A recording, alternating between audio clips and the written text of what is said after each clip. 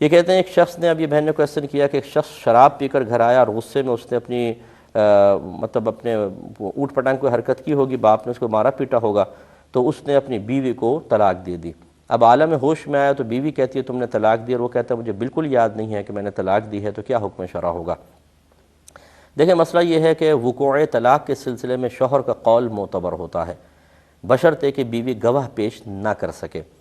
تو اولاً یہ ہوگا کہ اگر بیوی کہتی ہے کہ اس نے مجھے طلاق دی ہے تو بیوی سے گواہ طلب کیے جائیں گے کہ 2 بالغ مرد یا 1 مرد 2 عورت اس بات پر گواہ پیش کرو کہ واقعی شوہر نے آپ کے سامنے الفاظ طلاق کہے تھے۔ اگر بیوی وہ پیش نہ کر سکے تو پھر شوہر سے کہا جائے گا تم قسم کھاؤ کہ تم نے طلاق نہیں دی ہے۔ اب وہ کہتا ہے کہ خدائی قسم مجھے تو یاد ہی نہیں ہے کہ میں نے ایسے کوئی کہا تھا، تو شوہر کا قول معتبر ہوگا اور اس طلاق کو واقع نہیں مانا جائے گا۔ یہ ظاہری قانون یہی ہے۔ اچھا بعض لوگ کہیں گے کہ بھئی یہ کیا بات ہوئی، اگر اس نے شوہر نے دی ہے تو یہ تو بیوی کے ساتھ ناانصافی ہے۔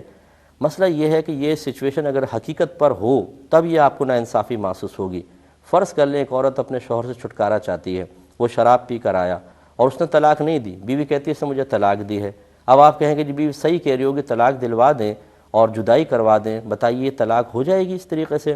تو اس لیے شریعت اس بات کا اعتبار نہیں کرتی ہے کہ عورت کیا کہہ رہی ہے، شریعت پورا ایک ضابطہ قاعدہ، ایک قانونی تقاضا ہمارے سامنے رکھتی ہے، اس کو پورا کریں گے تو پھر چاہے وہ بیوی کے حق میں فیصلہ ہو چاہے شوہر کے، وہ قابل قبول ہونا چاہیے۔ ہاں یہاں پر یہ ضرور ہے، اگر بیوی یہ سمجھتی ہے کہ اس نے سنا ہے شوہر نے 3 طلاقیں دی ہیں یا 1-2 طلاقیں دی ہیں، تو فقہ حنفی کی روشنی میں نشے والے کی طلاق واقع ہو جاتی ہے۔ یہ نشہ کوئی عذر نہیں ہے۔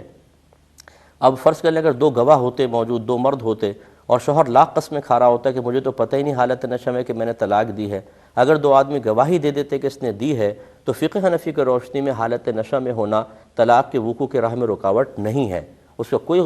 بات نہ مانی جاتی، طلاق واقع ہو جاتی۔ لیکن اب یہاں گواہ تو ہے نہیں۔ اب ایسی صورت میں فقہا نے ضرور فرمایا اگر بیوی یہ سمجھتی ہے وہ سچی ہے واقعی کہ اس نے مجھے 3 طلاقیں دی ہیں، فرض کر لیں 3 طلاقیں دے دی ہیں، تو اب تو حلالہ کے بغیر دوبارہ قریب نہیں آ سکتے ہیں، تو اب شوہر کو تو یاد نہیں،